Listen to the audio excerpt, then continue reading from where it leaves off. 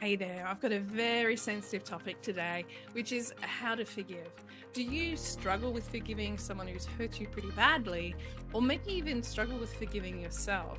Well, I'm going to share a key little strategy to help you today, so stick with me.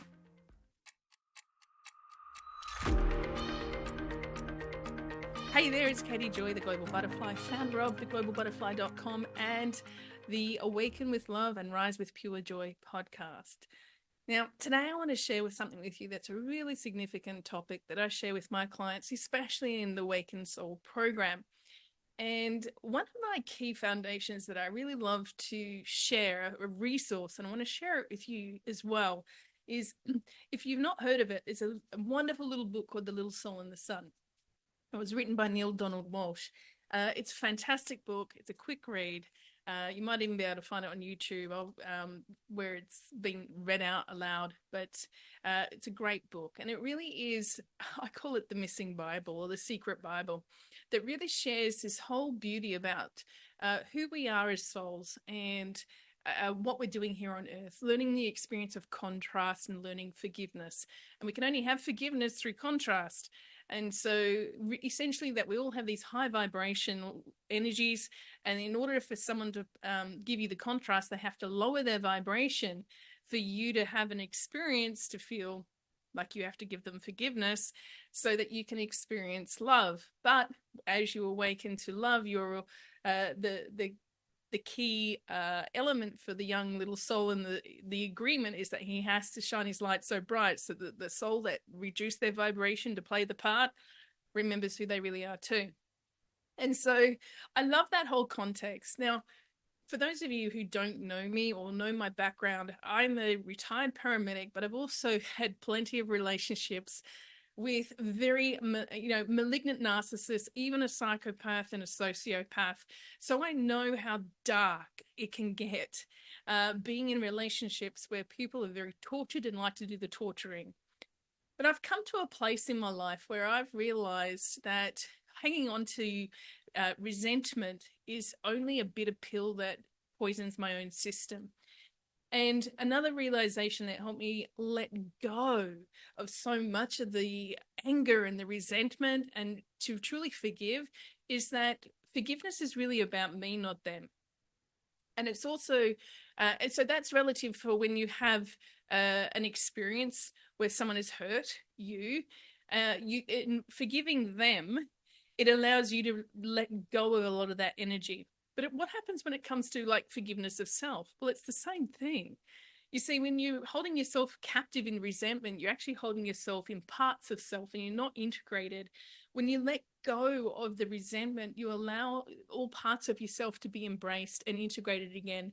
And therefore, you've got more energy to flow through you, more excited and inspired about life again, and you're able to move forward. But here's a key strategy that I want to share with you, because this is the thing. Most people hold back from forgiveness because they think, for example, if I forgive you for doing that bad thing, then it means you're going to do it again.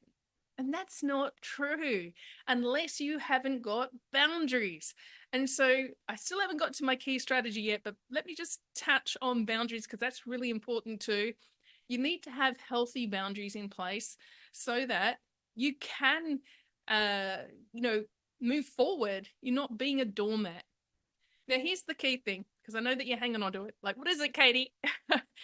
Most people think in terms of black and white, or like, if I forgive you, then I either forgive you and you do it badly to me, or I don't forgive you and I can keep you at bay. But what about the word and? What about I forgive you and I can have some healthy boundaries in place, which will have some healthy consequences for me if you violate those boundaries again.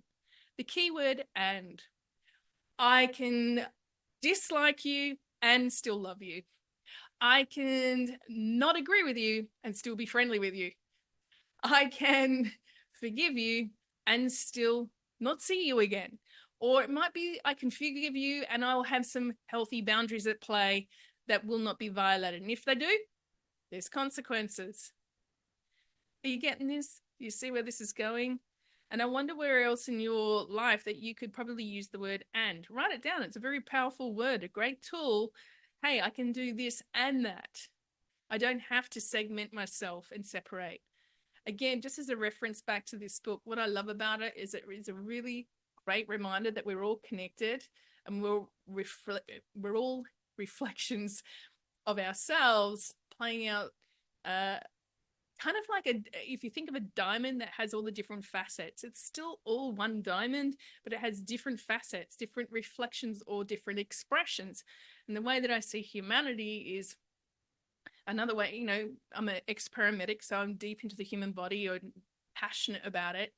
You know, we sometimes see ourselves as separate and singular, but what if we're all cells in the same human collective, the same body, the same being, and instead of fighting against each other and being cancerous, that we can recognize the differences, we can recognize our own individual roles, and we can agree to disagree sometimes too, but still be working in harmony and balance. And the word and allows you to do that. So you can be mad at someone and still love them. You can be mad at someone and still be kind. You could be mad at yourself and still forgive yourself. You can be really not happy about the mistakes you made and still love yourself. There is so much relief and release in choosing the word and choosing to forgive, choosing self-love and moving forward with that. Now, of course, you don't have to forgive. No one is making it a hard and fast rule on this planet. And if you choose not to, that's fine, because there's this wonderful thing called free will. And that's the difference that makes all the difference. You do get to choose. But the question is, what cost is resentment coming at for you? Are you tired? Are your energy leaking and burning out? Are your thoughts in a perpetual suffering mode, followed with, are they those people's renting space in your head because you're thinking about them all the time? Excuse me, that comes at a cost for you building a wonderful creative life and channeling your energy into putting into momentum to create your goals and bring your dreams into reality.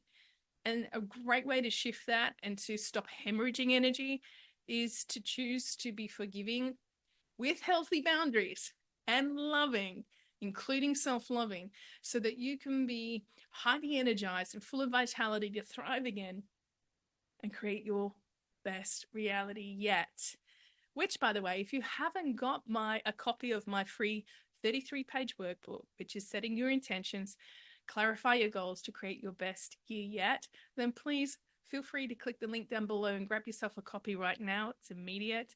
Just give me your name and your email and I'll send it to your best address. And I'm looking forward to hearing how you make the shifts in creating your best year yet as well. Until next time, lots of love, light, and manifesting miracles, magic, and more. And please remember to hit the like, subscribe, and leave a comment down below. I'd love to hear from you. And I'll see you in the next episode. Bye for now.